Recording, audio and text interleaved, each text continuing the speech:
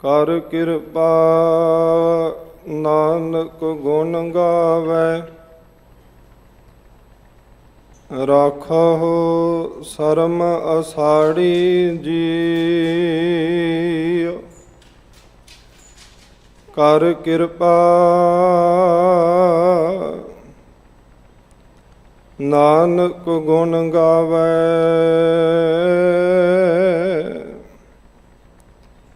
ਰਾਖਹੁ ਸਰਮ ਅਸਾੜੀ ਜੀਉ। ਸਤਨਾਮ ਸ੍ਰੀ ਵਾਹਿਗੁਰੂ ਸਾਹਿਬ ਜੀਓ। ਗੌੜੀ ਮਹੱਲਾ ਪੰਜਵਾ। ਜੋ ਪ੍ਰਾਣੀ ਗੋਵਿੰਦ ਧਿਆਵੈ, ਪੜ੍ਹਿਆ ਅਣਪੜ੍ਹਿਆ ਪਰਮ ਗਤ ਪਾਵੈ। ਜੋ ਪ੍ਰਾਣੀ ਗੋਵਿੰਦ ਧਿਆਵੈ, ਪੜ੍ਹਿਆ ਅਣਪੜ੍ਹਿਆ ਪਰਮ ਗਤ ਪਾਵੈ। ਪਰਮ ਸਨਮਾਨ ਸਤਿਕਾਰਯੋਗ ਦੀਨ ਦਿਆਲ ਗਰੀਬ ਨਿਵਾਜ ਸਤਿਗੁਰੂ ਧੰਨ ਸਤਿਗੁਰੂ ਸ੍ਰੀ ਗੁਰੂ ਹਰਿਕ੍ਰਿਸ਼ਨ ਸਾਹਿਬ ਜੀ ਦੇ ਪਾਵਨ ਪਵਿੱਤਰ ਅਸਥਾਨ ਗੁਰਦੁਆਰਾ ਸ੍ਰੀ ਬੰਗਲਾ ਸਾਹਿਬ ਵਿਖੇ ਸਤਿਗੁਰੂ ਸ੍ਰੀ ਗੁਰੂ ਗ੍ਰੰਥ ਸਾਹਿਬ ਜੀ ਦੀ ਪਾਵਨ ਪਵਿੱਤਰ ਹਜ਼ੂਰੀ ਦੀਆਂ ਹਾਜ਼ਰੀਆਂ ਭਰ ਕੇ ਗੁਰੂ ਕੀ ਸੰਗਤ ਦਾ ਆਨੰਦ ਮਾਣ ਰਹੇ ਗੁਰੂ ਪਿਆਰੇ ਗੁਰੂ ਸਵਾਰੇ ਖਾਲਸਾ ਜੀ, ਪਾਵਨ ਸ਼ਬਦ ਦੀ ਵਿਚਾਰ ਪ੍ਰਾਰੰਭ ਕਰਨ ਤੋਂ ਪਹਿਲੋਂ ਸਰਬੱਤ ਸੰਗਤ ਭੈ ਭਾਵਨਾ ਸਹਿਤ ਸਤਿਗੁਰੂ ਸ੍ਰੀ ਗੁਰੂ ਗ੍ਰੰਥ ਸਾਹਿਬ ਜੀ ਨੂੰ ਸੀਸ ਝੁਕਾਓ। ਸਤਿਕਾਰ ਸਹਿਤ ਬੁਲਾਈ ਫਤਿਹ ਦੋਵੇਂ ਹੱਥ ਜੋੜ ਕੇ ਪ੍ਰਵਾਨ ਕਰੋ। ਗੱਜ ਕੇ ਆਖੋ ਜੀ ਵਾਹਿਗੁਰੂ ਜੀ ਕਾ ਖਾਲਸਾ ਵਾਹਿਗੁਰੂ ਜੀ ਕੀ ਫਤਿਹ। ਅੱਜ ਦਾ ਜੋ ਪਾਵਨ ਸ਼ਬਦ ਲੜੀਵਾਰ ਕਥਾ ਦਾ ਆਪ ਜੀ ਨੇ ਸਤਿਕਾਰਯੋਗ ਸਿੰਘ ਸਾਹਿਬਾਨ ਜੀ ਦੀ ਰਸਨਾ ਦੇ ਪਾਸੋਂ ਸਰਵਣ ਕੀਤਾ ਹੈ। ਸ਼ਹੀਦਾਂ ਦੇ ਸਰਤਾਜ ਸਤਿਗੁਰੂ ਧੰਨ ਗੁਰੂ ਅਰਜਨ ਦੇਵ ਮਹਾਰਾਜ ਸਾਹਿਬ ਜੀ ਦੀ ਮੁਬਾਰਕ ਰਸਨਾ ਦੇ ਦੁਆਰਾ ਇਹ ਸ਼ਬਦ ਰਾਗ ਗੌੜੀ ਦੇ ਵਿੱਚ ਉਚਾਰਨ ਕੀਤਾ ਹੋਇਆ ਹੈ। ਗੁਰਸਿੱਖੋ, ਆਦਿ ਕਾਲ ਤੋਂ ਇਸ ਸੰਸਾਰ ਦੇ ਵਿੱਚ ਇੱਕ ਮਰਿਆਦਾ ਬੱਝੀ ਹੋਈ ਸੀ। ਸਨਾਤਨ ਮਤ ਇਹ ਗੱਲ ਬੜੇ ਜ਼ੋਰ ਦੇ ਨਾਲ ਪ੍ਰਚਾਰਦਾ ਸੀ ਕਿ ਜਿਹੜਾ ਵੇਦਾਂ ਨੂੰ ਪੜ੍ਹਨ ਵਾਲਾ ਹੈ ਜਾਂ ਤਾਂ ਉਹ ਮੁਕਤ ਹੋ ਸਕਦਾ ਹੈ ਤੇ ਜਾਂ ਜਿਸ ਨੂੰ ਉਹ ਉਪਦੇਸ਼ ਦੇਵੇ ਉਸ ਦਾ ਉਪਦੇਸ਼ ਗ੍ਰਹਿਣ ਕਰਕੇ ਕਮਾਵੇ ਉਹ ਮੁਕਤ ਹੋ ਸਕਦਾ ਹੈ। ਔਰ ਉਹ ਉਪਦੇਸ਼ ਪੰਡਤ ਲੋਕ ਕਿਸੇ ਵਿਸ਼ੇਸ਼ ਜਾਤੀ ਦੇ ਲੋਕਾਂ ਨੂੰ ਹੀ ਦਿਆ ਕਰਦੇ ਸਨ, ਹਰੇਕ ਨੂੰ ਉਹ ਉਪਦੇਸ਼ ਪ੍ਰਾਪਤ ਨਹੀਂ ਸੀ ਹੁੰਦਾ। ਸਤਿਗੁਰੂ ਗੁਰੂ ਅਰਜਨ ਦੇਵ ਮਹਾਰਾਜ ਸਾਹਿਬ ਜੀ ਦੇ ਚਰਨਾਂ ਦੇ ਵਿੱਚ ਬੈਠੇ ਹੋਏ ਗੁਰੂ ਕੇ ਸਿੱਖਾਂ ਦੇ ਵਿੱਚ ਇੱਕ ਦਿਨ ਵਿਚਾਰ ਚੱਲੀ। ਮਹਾਰਾਜ ਦੇ ਚਰਨਾਂ ਵਿੱਚ ਬੇਨਤੀ ਕੀਤੀ, ਮਹਾਰਾਜ ਸਨਾਤਨ ਮਤ ਤਾਂ ਇਸ ਗੱਲ ਦਾ ਪ੍ਰਚਾਰ ਕਰਦਾ ਹੈ, ਪਰ ਆਪ ਜੀ ਗੁਰੂ ਕੇ ਸਿੱਖਾਂ ਦੇ ਪ੍ਰਤੀ ਕੋਈ ਉਪਦੇਸ਼ ਬਖਸ਼ੋ ਜਿਸ ਨੂੰ ਕਮਾ ਕੇ ਉਹ ਜੀਵਨ ਮੁਕਤ ਹੋ ਸਕਣ। ਸਤਿਗੁਰੂ ਗੁਰੂ ਨਾਨਕ ਦੇਵ ਮਹਾਰਾਜ ਸੱਚੇ ਪਾਤਸ਼ਾਹ ਜੀ ਦੇ ਘਰ ਦੇ ਵਿੱਚ ਗੁਰਸਿੱਖੋ ਸਤਿਗੁਰੂ ਗੁਰੂ ਅਰਜਨ ਦੇਵ ਮਹਾਰਾਜ ਸਾਹਿਬ ਜੀ ਦਾ ਆਪਾਂ ਪਾਵਨ ਪਵਿੱਤਰ ਬਚਨ ਪੜ੍ਹਦੇ ਹਾਂ। ਖੱਤਰੀ ਬ੍ਰਾਹਮਣ ਸੂਦ ਵੈਸ ਉਪਦੇਸ਼ ਚੌ ਵਰਨਾ ਕੋ ਸਾਂਝਾ। ਇੱਥੇ ਕੋਈ ਮਨੁੱਖਾ ਜਾਤੀ ਦਾ ਭੇਦ ਭਾਵ ਨਹੀਂ ਰੱਖਿਆ ਗਿਆ। ਇਵੇਂ ਕਹਾਂ ਕਿ ਮਨੁੱਖਾ ਜਾਤੀ ਦੇ ਵਿੱਚ ਸਾਡੇ ਸਤਿਗੁਰਾਂ ਨੇ ਕੋਈ ਵੀ ਵਰਨ ਵੰਡ ਨਹੀਂ ਰੱਖੀ। ਇਸ ਘਰ ਦੇ ਵਿੱਚੋਂ ਤਾਂ ਆਵਾਜ਼ਾਂ ਆਉਂਦਾ ਹੈ, ਹਿੰਦੂ ਤੁਰਕ ਕੋ ਰਾਫ ਜੀ ਇਮਾਮ ਸਾਫੀ ਮਾਨਸ ਕੀ ਜਾਤ ਸਭੈ ਏਕੈ ਪਹਿਚਾਨ। ਜੇ ਜਾਤ ਸਮ ਮੰਨੀ ਗਈ ਹੈ, ਕੇਵਲ ਤੇ ਕੇਵਲ ਮਨੁੱਖ ਕਿਹਾ ਗਿਆ ਤੇ ਉਪਦੇਸ਼ ਵੀ ਸਮ ਦਿੱਤਾ। ਇਹ ਨਹੀਂ ਕਿ ਕਿਸੇ ਵਿਸ਼ੇਸ਼ ਜਾਤੀ ਵਾਲੇ ਨੂੰ ਕੋਈ ਵਿਸ਼ੇਸ਼ ਉਪਦੇਸ਼ ਹੈ ਤੇ ਜਿਹੜਾ ਆਮ ਗਰੀਬ ਗੁਰਬਾ ਹੈ ਉਸ ਨੂੰ ਕੋਈ ਆਮ ਜਿਹਾ ਉਪਦੇਸ਼ ਹੈ, ਐਸਾ ਨਹੀਂ ਹੈ। ਜੇ ਸਤਿਗੁਰਾਂ ਨੇ ਅੰਮ੍ਰਿਤ ਛਕਾਇਆ, ਜਿਸ ਖਿੱਤੇ ਦੇ ਵਿੱਚੋਂ ਲੋਕ ਆਏ, ਜਿਸ ਜਾਤੀ ਦੇ ਨਾਲ ਸੰਬੰਧ ਰੱਖਦੇ ਹੋਏ ਲੋਕ ਆਏ, ਜਿਨ੍ਹਾਂ ਨੇ ਗੁਰੂ ਦੇ ਬਚਨ ਨੂੰ ਜੀਵਨ ਦਾ ਆਧਾਰ ਬਣਾ ਲਿਆ, ਮਹਾਰਾਜ ਨੇ ਉਹਨਾਂ ਨੂੰ ਅੰਮ੍ਰਿਤ ਦੀ ਦਾਤ ਦੇ ਦਿੱਤੀ। ਆਪਾਂ ਵੀ ਜਦੋਂ ਅੰਮ੍ਰਿਤ ਛਕਦੇ ਆ ਨਾ, ਉੱਥੇ ਸਾਡੀ ਜਾਤ ਦੀ ਗੱਲ ਨਹੀਂ ਕੀਤੀ ਜਾਂਦੀ। ਪੰਜ ਪਿਆਰੇ ਸਾਹਿਬਾਨਾਂ ਦੇ ਵਿੱਚੋਂ ਜਿਹੜਾ ਮੁਖੀ ਸਿੰਘ ਹੁੰਦਾ ਹੈ, ਉਹ ਗੁਰੂ ਕੀ ਪਵਿੱਤਰ ਬਾਣੀ ਦਾ ਉਪਦੇਸ਼ ਸਰਵਣ ਕਰਾਉਂਦਾ ਹੈ ਕਿ ਤੁਸੀਂ ਅੰਮ੍ਰਿਤ ਛਕਣ ਦੇ ਵਾਸਤੇ ਆਏ ਹੋ। ਜੇ ਅੰਮ੍ਰਿਤ ਛਕਣਾ ਹੈ, ਜੋ ਤਉ ਪ੍ਰੇਮ ਖੇਲਣ ਕਾ ਚਾਓ, ਸਿਰ ਧਰ ਤਲੀ ਗਲੀ ਮੇਰੀ ਆਓ, ਇਤ ਮਾਰਗ ਪੈਰ ਧਰੀਜੈ, ਸਿਰ ਦੀਜੈ ਕਾਨ ਨਾ ਕੀਜੈ। ਜੇ ਗੁਰੂ ਉਪਦੇਸ਼ ਇਹ ਪ੍ਰਵਾਨ ਹੈ ਤੇ ਤੁਸੀਂ ਅੰਮ੍ਰਿਤ ਛਕਣ ਦੇ ਅਧਿਕਾਰੀ ਹੋ। ਬੇਨਤੀ ਕਰ ਰਿਹਾ ਸੀ, ਸਤਿਗੁਰੂ ਗੁਰੂ ਨਾਨਕ ਦੇਵ ਮਹਾਰਾਜ ਸੱਚੇ ਪਾਤਸ਼ਾਹ ਜੀ ਦੇ ਘਰ ਦੇ ਵਿੱਚ ਕਿਸੇ ਵਿਸ਼ੇਸ਼ ਵਿਅਕਤੀ ਦੇ ਪ੍ਰਥਾਏ ਉਪਦੇਸ਼ ਨਹੀਂ ਹੈ, ਜਾਂ ਕਿਸੇ ਵਿਸ਼ੇਸ਼ ਜਾਤੀ ਵਾਲੇ ਨੂੰ ਉਪਦੇਸ਼ ਦਿੱਤਾ ਨਹੀਂ ਗਿਆ। ਸਗੋਂ ਸਮ ਉਪਦੇਸ਼ ਹੈ। ਗੁਰੂ ਕੀ ਪਵਿੱਤਰ ਬਾਣੀ ਦਾ ਬਚਨ ਹੈ, ਗੁਰ ਨਾਨਕ ਉਪਦੇਸ਼ ਕਹਿਤ ਹੈ, ਜੋ ਸੁਣੈ ਸੋ ਪਾਰ ਪਰਾਨਥ। ਸਤਿਗੁਰੂ ਗੁਰੂ ਨਾਨਕ ਦੇਵ ਮਹਾਰਾਜ ਸੱਚੇ ਪਾਤਸ਼ਾਹ ਜੀ ਨੇ ਕਿਸੇ ਸਰੀਰ ਦੇ ਪਰਥਾਏ ਉਪਦੇਸ਼ ਦਿੱਤਾ, ਪਰ ਗੁਰੂ ਕੀ ਬਾਣੀ ਕਹਿੰਦੀ ਜਿਹੜਾ ਭੈ ਭਾਵਨਾ ਦੇ ਨਾਲ ਉਹ ਉਪਦੇਸ਼ ਕਮਾ ਲਵੇ, ਐਸੀ ਭਾਵਨਾ ਜੀਵਨ ਦੇ ਵਿੱਚ ਦ੍ਰਿੜ ਕਰੇ ਕਿ ਇਹ ਮੇਰੇ ਗੁਰੂ ਨਾਨਕ ਦੇਵ ਜੀ ਦਾ ਉਪਦੇਸ਼ ਹੈ, ਮੈਂ ਸਤਿਗੁਰੂ ਗੁਰੂ ਨਾਨਕ ਦੇਵ ਮਹਾਰਾਜ ਸਾਹਿਬ ਜੀ ਦਾ ਸਿੱਖ ਹਾਂ। ਜੇ ਇਹ ਉਪਦੇਸ਼ ਮੈਂ ਆਪਣੇ ਜੀਵਨ ਦੇ ਵਿੱਚ ਕਮਾ ਲਵਾਂਗਾ ਤੇ ਗੁਰ ਉਪਦੇਸ਼ ਦੇ ਨਾਲ ਮੇਰੇ ਜੀਵਨ ਦਾ ਭਲਾ ਹੋਵੇਗਾ। ਸਤਿਗੁਰੂ ਗੁਰੂ ਅਰਜਨ ਦੇਵ ਮਹਾਰਾਜ ਸੱਚੇ ਪਾਤਸ਼ਾਹ ਜੀ ਦੀ ਪਾਵਨ ਪਵਿੱਤਰ ਬਾਣੀ ਦੀ ਕਥਾ ਆਰੰਭ ਕਰਨ ਤੋਂ ਪਹਿਲਾਂ ਆਪਾਂ ਗੁਰ ਇਤਿਹਾਸ ਦੇ ਵਿੱਚ ਝਾਤ ਮਾਰੀਏ। ਸਤਿਗੁਰੂ ਗੁਰੂ ਗ੍ਰੰਥ ਸਾਹਿਬ ਮਹਾਰਾਜ ਸਾਹਿਬ ਜੀ ਦਾ ਇੱਕ ਪਾਵਨ ਬਚਨ ਹੈ, ਕੋਈ ਨਾ ਜਾਣੈ ਕੋਈ ਨਾ ਮਾਨੈ, ਸੇ ਪ੍ਰਗਟ ਹਰਿ ਦੁਆਰੇ। ਸ਼ਹੀਦਾਂ ਦੇ ਸਿਰਤਾਜ ਸਤਿਗੁਰੂ ਧੰਨ ਗੁਰੂ ਅਰਜਨ ਦੇਵ ਮਹਾਰਾਜ ਸੱਚੇ ਪਾਤਸ਼ਾਹ ਜੀ ਸ੍ਰੀ ਤਰਨ ਤਾਰਨ ਸਾਹਿਬ ਜੀ ਦੇ ਸਰੋਵਰ ਦੀ ਕਾਰ ਸੇਵਾ ਕਰਵਾ ਰਹੇ ਸਨ। ਵੱਡੇ ਸਤਿਗੁਰਾਂ ਦੇ ਪਾਵਨ ਅਸਥਾਨ ਸ੍ਰੀ ਗੋਇੰਦਵਾਲ ਸਾਹਿਬ ਜੀ ਦੇ ਦਰਸ਼ਨ ਕਰਨ ਦੀ ਮਨ ਦੇ ਵਿੱਚ ਇੱਛਾ ਕੀਤੀ। ਸਿੱਖ ਸੰਗਤਾਂ ਨੂੰ ਨਾਲ ਲੈ ਕੇ ਤੁਰੇ ਹਨ। ਇਤਿਹਾਸ ਦੇ ਵਿੱਚ ਬਚਨ ਆਉਂਦਾ ਹੈ, ਗੁਰਦੁਆਰਾ ਛਾਪੜੀ ਸਾਹਿਬ ਸ੍ਰੀ ਖਡੂਰ ਸਾਹਿਬ ਜੀ ਦੇ ਨਜ਼ਦੀਕ ਮੌਜੂਦ ਹੈ। ਇੱਥੇ ਮਹਾਰਾਜ ਸੱਚੇ ਪਾਤਸ਼ਾਹ ਜੀ ਰਾਤ ਦਾ ਵਿਸ਼ਰਾਮ ਕਰਨ ਦੇ ਵਾਸਤੇ ਰੁਕਣ ਲੱਗੇ। ਬੜਾ ਹਨੇਰ ਚੱਲਿਆ, ਬੜਾ ਝੱਖੜ ਝੁੱਲਿਆ। ਸਿੱਖ ਕਹਿਣ ਲੱਗੇ, ਮਹਾਰਾਜ ਸੱਚੇ ਪਾਤਸ਼ਾਹ ਜੀ ਲਾਗੇ ਮੁਸਲਮਾਨਾਂ ਦਾ ਪਿੰਡ ਵੱਸਦਾ ਹੈ, ਜਿਸ ਨੂੰ ਪਹਿਲੋਂ ਖਾਨ ਛਾਪੜੀ ਕਿਹਾ ਜਾਂਦਾ ਸੀ।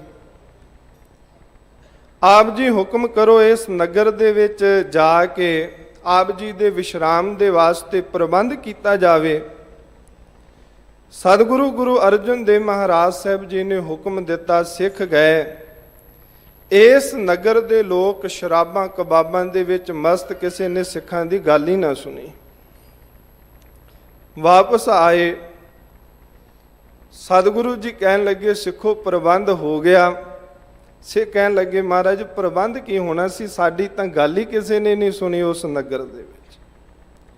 ਕਹਿਣ ਲੱਗੇ ਚੰਗਾ ਭਾਈ,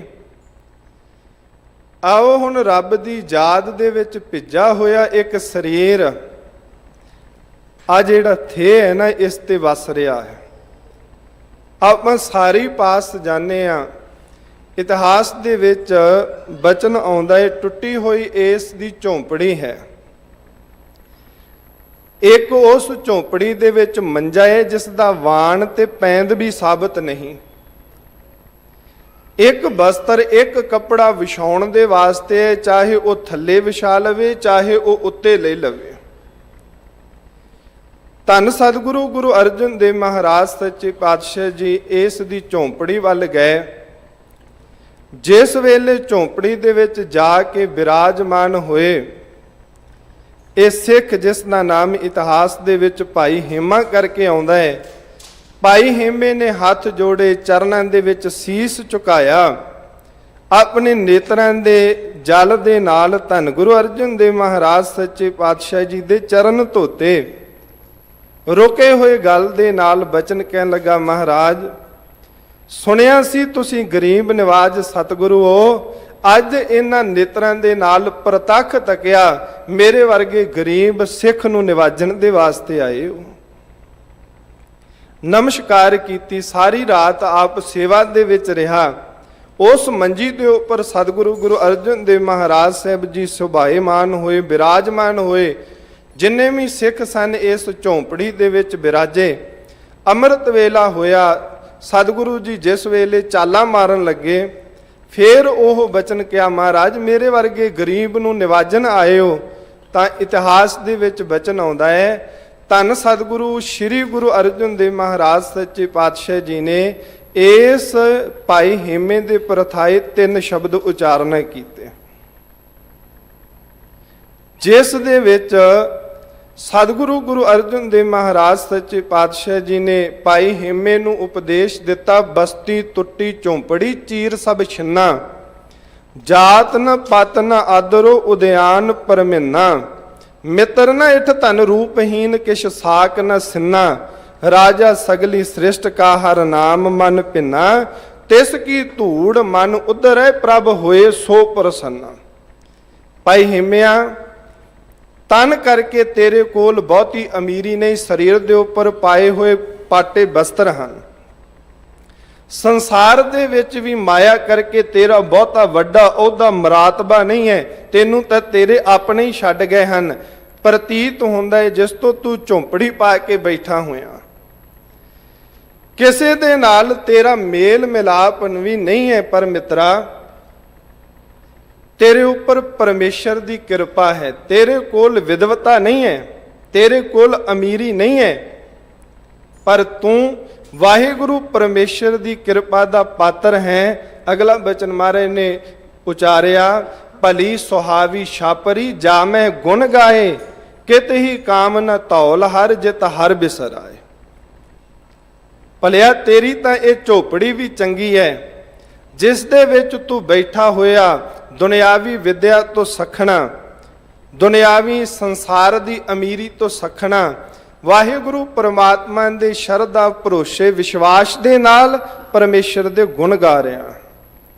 ਯਾਦ ਰੱਖਿਓ ਗੁਰਸਿੱਖੋ, ਗੁਰੂ ਕਾ ਸਿੱਖ ਦੁਨਿਆਵੀ ਵਿਦਿਆ ਰਜ ਰਜ ਪੜ੍ਹੇ, ਕਿਉਂਕਿ ਸਾਡੇ ਧਰਮ ਦੇ ਵਿੱਚ ਇੱਕ ਬਚਨ ਆਉਂਦਾ ਹੈ, ਬਹੁ ਗੁਣੀ ਸਦਾਵੇ ਪੁੱਤ ਨਾ ਪੜਾਵੇ, ਸੋ ਸਤਰੂ ਸਮਤਾਤ, ਸੋਭਾ ਨਹੀਂ ਪਾਵੇ ਮਤ ਨਹੀਂ ਆਵੇ, ਜਗ ਮਹਿ ਇਹ ਬਖਿਆਤ।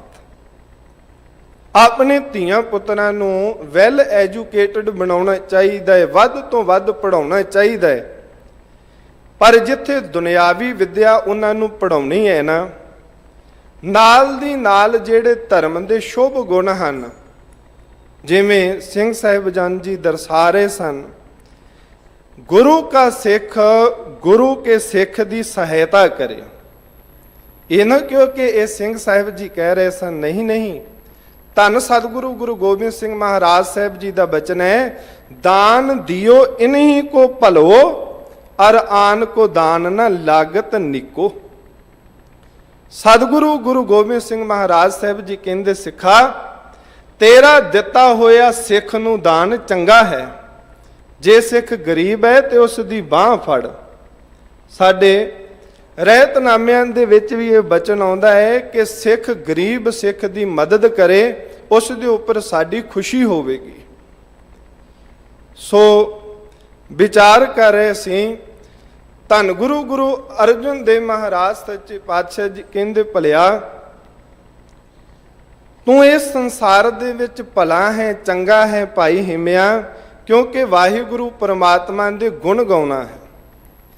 ਸਤਿਗੁਰੂ ਗੁਰੂ ਅਰਜਨ ਦੇਵ ਮਹਾਰਾਜ ਸਾਹਿਬ ਜੀ ਦਾ ਗੌੜੀ ਰਾਗ ਦੇ ਵਿੱਚ ਜੋ 52 ਅੱਖਰੀ ਹੈ, ਉਸ ਦੇ ਵਿੱਚ ਇੱਕ ਸ਼ਲੋਕ ਹੈ। ਸਤਿਗੁਰੂ ਕਹਿੰਦੇ, ਅਤ ਸੁੰਦਰ ਕੁਲੀਨ ਚਤੁਰ ਮੁਖ ਗਿਆਨੀ ਧਨਵੰਤ, ਮਿਰਤਕ ਕਹੀਐ ਨਾਨਕਾ ਜਿਹ ਪ੍ਰੀਤ ਨਹੀਂ ਭਗਵੰਤ। ਇਹ 5 ਗੁਣ ਮਹਾਰਾਜ ਸੱਚੇ ਪਾਤਸ਼ਾਹ ਜੀ ਨੇ ਗਿਣੇ ਹਨ।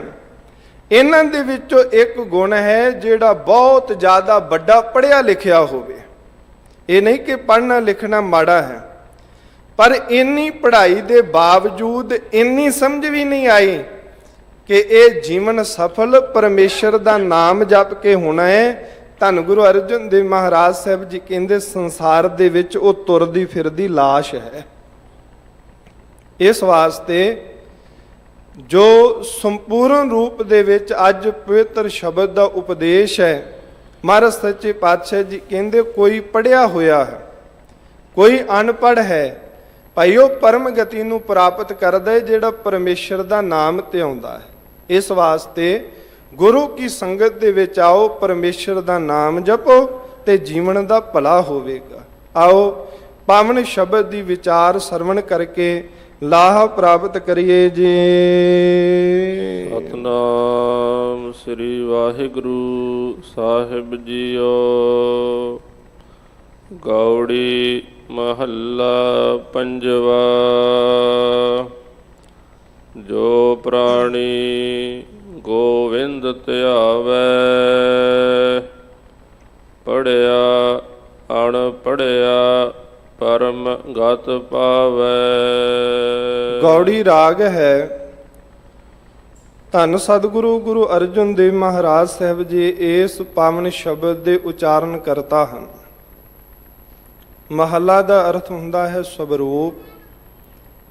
ਦਾਨੇ ਸਿਆਣੇ ਗੁਰਮੁਖ ਸੱਜਣ ਅਰਥ ਕਰਦੇ ਹਨ ਕਿ ਗੁਰੂ ਨਾਨਕ ਦੇਵ ਮਹਾਰਾਜ ਸਾਹਿਬ ਜੀ ਦੇ ਪੰਜਵੇਂ ਸਵਰੂਪ ਧੰਨ ਸਤਿਗੁਰੂ ਗੁਰੂ ਅਰਜਨ ਦੇਵ ਮਹਾਰਾਜ ਸਾਹਿਬ ਜੀ ਦਾ ਇਹ ਪਾਵਨ ਸ਼ਬਦ ਹੈ। ਸਤਿਗੁਰੂ ਬਚਨ ਕਰਦੇ, ਜਿਹੜਾ ਪ੍ਰਾਣਾ ਧਾਰੀ ਜੀਵ ਜਿਸ ਦੇ ਸਵਾਸ ਚੱਲ ਰਹੇ ਹਨ, ਉਹ ਗੋਬਿੰਦ ਵਾਹਿਗੁਰੂ ਪਰਮਾਤਮਾ ਅਕਾਲ ਪੁਰਖ ਸਨਾਤਨ ਮਤ ਜਿਸ ਨੂੰ ਰਾਮ ਕਹਿ ਕੇ ਪੁਕਾਰਦਾ ਹੈ, ਮੁਸਲਮਾਨ ਜਿਸ ਨੂੰ ਅੱਲਾ ਕਹਿੰਦੇ ਹਨ, ਜਿਹੜਾ ਉਸ ਨੂੰ ਆਪੋ ਆਪਣੇ ਮਤ ਦੇ ਮੁਤਾਬਕ ਧਿਆਵੇਗਾ। ਕੱਲ ਦਾ ਪਾਵਨ ਸ਼ਬਦ ਜੋ ਆਪ ਜੀ ਨੇ ਕਥਾ ਦੇ ਵਿੱਚ ਸਰਵਣ ਕੀਤਾ, ਉਸ ਦੇ ਵਿੱਚ ਜਪ ਸ਼ਬਦ ਆਇਆ ਸੀ। ਜਪ ਦਾ ਭਾਵ ਸਾਡੇ ਸਰੀਰਕ ਇੰਦਰੇ ਇਸ ਜ਼ੁਬਾਨ ਦੇ ਨਾਲ ਹੈ। ਜਿਹੜਾ ਧਿਆਉਣ ਦਾ ਭਾਵ ਹੈ ਨਾ, ਉਹ ਸਾਡੇ ਮਨ ਦੇ ਨਾਲ ਹੈ। ਜਾਂ ਗੁਰੂ ਕੀ ਬਾਣੀ ਦੇ ਵਿੱਚ ਵਚਨ ਵਰਤਿਆ, ਹਿਰਦੈ ਧਿਆਈਐ ਸੋਈ। ਜਦੋਂ ਧਿਆਉਣ ਦੀ ਗੱਲ ਆਉਂਦੀ ਹੈ ਤਾਂ ਸਤਿਗੁਰੂ ਗੁਰੂ ਗ੍ਰੰਥ ਸਾਹਿਬ ਮਹਾਰਾਜ ਸੱਚੇ ਪਾਤਸ਼ਾਹ ਜੀ ਕਹਿੰਦੇ, ਅੰਤਰ ਗੁਰ ਆਰਾਧਨਾ। ਅੰਤਰਮੁਖੀ ਬਿਰਤੀ ਕਰਕੇ ਉਸ ਵਾਹਿਗੁਰੂ ਪਰਮਾਤਮਾ ਦੇ ਨਾਲ ਧਿਆਨ ਜੋੜਨਾ, ਸੁਰਤ ਜੋੜਨੀ। ਉਸ ਵਾਹਿਗੁਰੂ ਪਰਮਾਤਮਾ ਦਾ ਜਿਹੜਾ ਚੇਤਾ ਹੈ ਜੀਵਨ ਦੇ ਵਿੱਚੋਂ ਵਿਸਾਰਨਾ ਹੀ ਨਾ, ਉਸ ਦਾ ਸਿਮਰਨ ਕਰਦੇ ਰਹਿਣਾ। ਸਤਿਗੁਰੂ ਗੁਰੂ ਅਰਜਨ ਦੇਵ ਮਹਾਰਾਜ ਸੱਚੇ ਪਾਤਸ਼ਾਹ ਜੀ ਕਹਿੰਦੇ, ਭਾਈ ਜਿਹੜਾ ਉਸ ਵਾਹਿਗੁਰੂ ਪਰਮਾਤਮਾ ਨੂੰ ਧਿਆਉਂਦਾ ਹੈ, ਇੱਥੇ ਕਿਸੇ ਵਿਸ਼ੇਸ਼ ਵਿਅਕਤੀ ਦੇ ਬਾਰੇ ਨਹੀਂ ਕਿਹਾ ਗਿਆ, ਜਿਹੜਾ ਵੀ ਪ੍ਰਾਣਾਧਾਰੀ ਜੀਵ ਉਸ ਵਾਹਿਗੁਰੂ ਪਰਮਾਤਮਾ ਨੂੰ ਧਿਆਉਂਦਾ ਹੈ। ਉਹ ਚਾਹੇ ਪੜ੍ਹਿਆ ਹੋਵੇ, 6 ਸ਼ਾਸਤਰ ਪੜ੍ਹੇ ਹੋਣ, ਮਹਾਨ ਵਿਦਵਾਨ ਹੋਵੇ, 4 ਵੇਦਾਂ ਦਾ ਜਾਣੂ ਹੋਵੇ, ਮੁਸਲਮਾਨੀ ਮਤ ਦੇ ਵਿੱਚ 4 ਕਿਤਾਬਾਂ ਹਨ, ਅੰਜੀਲ, ਤੌਰੇਤ, ਜੰਬੂਰ ਤੇ ਕੁਰਾਨ, ਉਹਨਾਂ ਨੂੰ ਪੜ੍ਹਿਆ ਹੋਵੇ, ਤੇ ਅਨਪੜ੍ਹਿਆ ਜਿਸ ਨੂੰ ਕੁਛ ਵੀ ਪੜ੍ਹਨਾ ਨਾ ਆਉਂਦਾ ਹੋਵੇ, ਸਵਾਏ ਵਾਹਿਗੁਰੂ, ਸਵਾਏ ਅੱਲਾ, ਸਵਾਏ ਰਾਮ ਤੋਂ ਹੋਰ ਕੁਛ ਵੀ ਨਾ ਆਉਂਦਾ ਹੋਵੇ, ਕਿਸੇ ਵੀ ਧਾਰਮਿਕ ਗ੍ਰੰਥ ਦੀ ਜਿਹੜੀ ਵਿਦਿਆ ਹੈ ਨਾ ਪ੍ਰਾਪਤ ਹੋਵੇ, ਸਤਿਗੁਰੂ ਕਹਿੰਦੇ ਉਸ ਨੂੰ ਮੁਕਤੀ ਪ੍ਰਾਪਤ ਹੋਵੇਗੀ। ਜਿਹੜਾ ਵੀ ਧਿਆਵੇਗਾ। ਮਹਾਰਾਜ ਸੱਚੇ ਪਾਤਸ਼ਾਹ ਜੀ ਇਹ ਬਚਨ ਬਿਲਕੁਲ ਹੀ ਸੱਤ ਹੈ। ਸਤਿਗੁਰੂ ਗੁਰੂ ਗੋਬਿੰਦ ਸਿੰਘ ਮਹਾਰਾਜ ਸੱਚੇ ਪਾਤਸ਼ਾਹ ਜੀ ਕਹਿਣ ਲੱਗੇ, ਹਾਂ ਸਿੱਖੋ, ਜਿਨਹੁ ਕਿਛ ਜਾਨੀ ਤਿਨਹੁ ਜਾਨੀ ਪੈ ਬਖਾਨੀ ਨਾਹੇ, ਐਸੇ ਨ ਪ੍ਰਪੰਚ ਮਨ ਭੂਲ ਆਨੀਅਤ ਹੈ। ਦੁਨੀਆ ਦੇ ਵਿੱਚ ਇਸ ਗੱਲ ਨੂੰ ਹੋਰ ਵੀ ਬੜੇ ਧਾਰਮਿਕ ਗੁਰੂ ਜਾਣਦੇ ਸਨ, ਪਰ ਉਹਨਾਂ ਨੇ ਆਪਣੀ ਪੂਜਾ ਕਰਾਉਣ ਦੇ ਬਦਲੇ ਇਹ ਕਿਸੇ ਨੂੰ ਗੱਲ ਹੀ ਨਾ ਦੱਸੀ, ਇਹ ਗੱਲ ਕਿਸੇ ਨੂੰ ਸਮਝਾਈ ਵੀ ਨਾ ਕਿ ਪਰਮੇਸ਼ਰ ਦਾ ਨਾਮ ਜਪਣ ਦੇ ਵਿੱਚ ਹੀ ਮੁਕਤੀ ਹੈ। ਬਾਕੀ ਪੜ੍ਹ ਲਿਖ ਜਿੰਨਾ ਮਰਜੀ ਜਾਵੇ, ਪੜ੍ਹਿਆ ਪੜ੍ਹ ਗਿਆ 4 ਵੇਦ, ਅੰਤਰ ਗਿਆਨ ਨਾ ਆਇਓ, ਰਹਿਓ ਢੇਡ ਕੋ ਢੇਡ। ਸਤਿਗੁਰੂ ਗੁਰੂ ਗ੍ਰੰਥ ਸਾਹਿਬ ਮਹਾਰਾਜ ਸੱਚੇ ਪਾਤਸ਼ਾਹ ਜੀ ਦੀ ਪਾਵਨ ਪਵਿੱਤਰ ਗੁਰਬਾਣੀ ਦਾ ਬਚਨ ਹੈ, ਵੇਦ ਪੁਰਾਨ ਪੜ੍ਹੇ ਕੋ ਇਹੋ ਗੁਣ, ਸਿਮਰੈ ਹਰਿ ਕੋ ਨਾਮਾ। ਇਹ ਧਾਰਮਿਕ ਗ੍ਰੰਥ ਪੜ੍ਹਿਆਂ ਦਾ ਲਾਭ ਤਾਂ ਇਹ ਹੈ ਕਿ ਜੋ ਧਾਰਮਿਕ ਗ੍ਰੰਥ ਸਿੱਖਿਆ ਦਿੰਦੇ ਹਨ ਉਹਨਾਂ ਨੂੰ ਜੀਵਨ ਦੇ ਵਿੱਚ ਧਾਰ ਲਓ। ਜੇ ਕੇਵਲ ਤੇ ਕੇਵਲ ਸਾਡੀ ਬਿਰਤੀ ਪੜ੍ਹਨ ਤੱਕ ਸੀਮਤ ਰਹਿ ਗਈ ਤੇ ਸਤਿਗੁਰੂ ਗੁਰੂ ਗ੍ਰੰਥ ਸਾਹਿਬ ਮਹਾਰਾਜ ਸਾਹਿਬ ਜੀ ਕਹਿੰਦੇ, ਵੇਦ ਪੁਰਾਨ ਸਿਮਰਤ ਸਭ ਸਾਸਤ, ਇਨ ਪੜ੍ਹਿਆ ਮੁਕਤ ਨਾ ਹੋਈ। 4 ਵੇਦ ਹਨ, 27 ਸਿਮਰਤੀਆਂ ਹਨ, 6 ਸ਼ਾਸਤਰ ਹਨ, ਪੁਰਾਨ 18 ਪੁਰਾਨ ਹਨ, ਇਸੇ ਪ੍ਰਕਾਰ 4 ਕਿਤਾਬਾਂ ਹਨ। ਮਹਾਰਾਜ ਸਾਹਿਬ ਜੀ ਕਹਿੰਦੇ ਇਹਨਾਂ ਨੂੰ ਪੜ੍ਹਨ ਦੇ ਨਾਲ ਹੀ ਕੇਵਲ ਮੁਕਤ ਨਹੀਂ ਹੋਇਆ ਜਾ ਸਕਦਾ।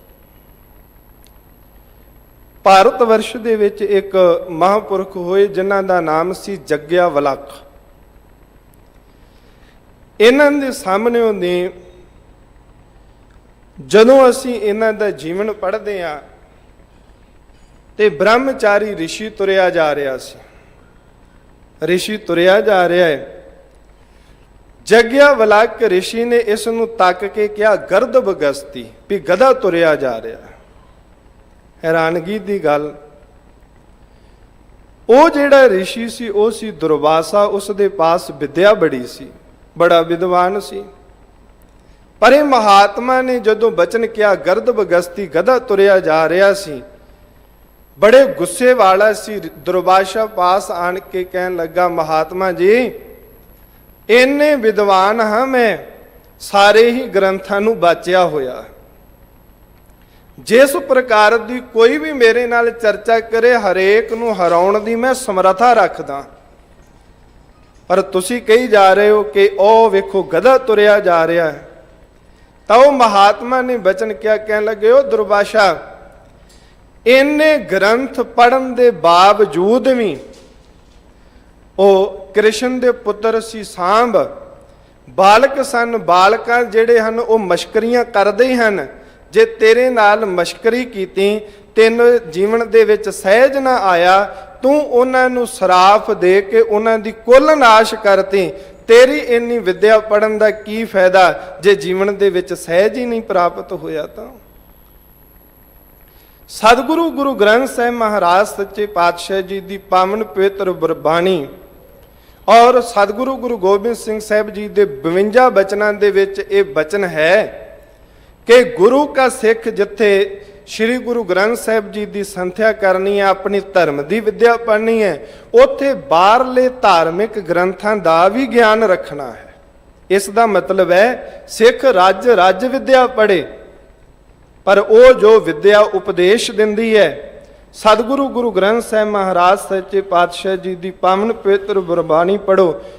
ਮਹਾਰਾਜ ਸੱਚੇ ਪਾਤਸ਼ਾਹ ਜੀ ਕਹਿੰਦੇ, ਵੇਦ ਪੁਰਾਨ ਸਿਮਰਤ ਸਭ ਸਾਸਤ, ਇਨ ਪੜ੍ਹਿਆ ਮੁਕਤ ਨਾ ਹੋਈ। ਜੇ ਕੇਵਲ ਪੜ੍ਹ ਲਿਆ ਤੇ ਪੜ੍ਹ ਕੇ ਉਸ ਦੇ ਵਿੱਚੋਂ ਉਪਦੇਸ਼ ਹੀ ਕੋਈ ਨਾ ਧਾਰਨ ਕੀਤਾ, ਜੋ ਗੁਰਬਾਣੀ ਨੇ ਕਿਹਾ, ਸਿਮਰਤ ਵੇਦ ਪੁਰਾਨ ਪੁਕਾਰਨ ਪੋਥੀਆਂ, ਨਾਮ ਬਿਨਾ ਸਭ ਕੂੜ ਗਾਲੀ ਹੋਸ਼ੀਆਂ। ਮਾਰੇ ਕਹਿੰਦੇ ਸਿਮਰਤ ਵੇਦ ਪੁਰਾਨ ਔਰ ਜਿੰਨੇ ਵੀ ਧਾਰਮਿਕ ਗ੍ਰੰਥ ਹਨ, ਪੁਸਤਕਾਲਿਆਂ ਦੇ ਵਿੱਚ ਪਏ ਹੋਏ ਪੋਥੀਆਂ, ਉਹ ਪੁਕਾਰ ਪੁਕਾਰ ਕੇ ਆਵਾਜ਼ ਦੇ ਦੇ ਕਰਕੇ ਗੱਲ ਕਹਿੰਦੀਆਂ ਹਨ ਕਿ ਵਾਹਿਗੁਰੂ ਪਰਮਾਤਮਾ ਦੇ ਨਾਮ ਤੋਂ ਬਗੈਰ ਸਾਰੀਆਂ ਗੱਲਾਂ ਹੌਲੀਆਂ ਹਨ ਸੰਸਾਰ ਦੇ ਵਿੱਚ। ਅਰ ਜੇ ਵਿਦਿਆ ਪੜ੍ਹ ਲਈ, ਇਹ ਉਪਦੇਸ਼ ਹੀ ਗ੍ਰਹਿਣ ਨਾ ਕੀਤਾ, ਫਿਰ ਜਿਹੜਾ ਜੀਵਨ ਹੈ ਉਹ ਨਿਰਾਰਥਕ ਚਲੇ ਜਾਵੇ। ਇਸ ਦੇ ਨਾਲੋਂ ਵੀ ਉੱਤਮ ਬਾਤ ਗੁਰੂ ਕੀ ਬਾਣੀ ਨੇ ਕਹੀ। ਮਾਰੇ ਕਹਿੰਦੇ, ਦੋਜਕ ਪਵਦਾ ਕਿਉਂ ਰਹੇ ਜਾਂ ਚਿੱਤ ਨਾ ਹੋਏ ਰਸੂਲ। ਆਪਣੇ ਆਪ ਨੂੰ ਸੰਸਾਰ ਦੇ ਵਿੱਚ ਕਿਸੇ ਧਰਮ ਦਾ ਪੈਗੰਬਰ ਵੀ ਸਦਵਾ ਰਿਹਾ ਹੋਵੇ, ਧਰਮ ਦੀ ਵੱਡੀ ਧਾਰਮਿਕ ਸ਼ਖਸੀਅਤ ਹੋਵੇ, ਪਰ ਜੇ ਪਰਮੇਸ਼ਰ ਦਾ ਨਾਮ ਚੇਤੇ ਦੇ ਵਿੱਚ ਨਹੀਂ ਨਾ, ਗੁਰਬਾਣੀ ਕਹਿੰਦੀ ਉਹ ਦੋਜਕਾਂ ਦੀ ਅੱਗ ਦੇ ਵਿੱਚੋਂ, ਨਰਕਾਂ ਦੀ ਅੱਗ ਦੇ ਵਿੱਚੋਂ ਪੈਨੋਂ ਰਹਿ ਨਹੀਂ ਸਕਦਾ। ਇਵੇਂ ਜਿਵੇਂ ਇੱਕ ਭੁੱਖਾ ਹੈ, ਉਹ ਚਾਹੇ ਅਨਪੜ੍ਹ ਹੈ ਚਾਹੇ ਪੜ੍ਹਿਆ ਲਿਖਿਆ ਹੈ, ਜਦੋਂ ਉਹ ਭੋਜਨ ਖਾਵੇਗਾ ਉਸ ਨੂੰ ਤ੍ਰਿਪਤੀ ਪ੍ਰਾਪਤ ਹੋਵੇਗੀ।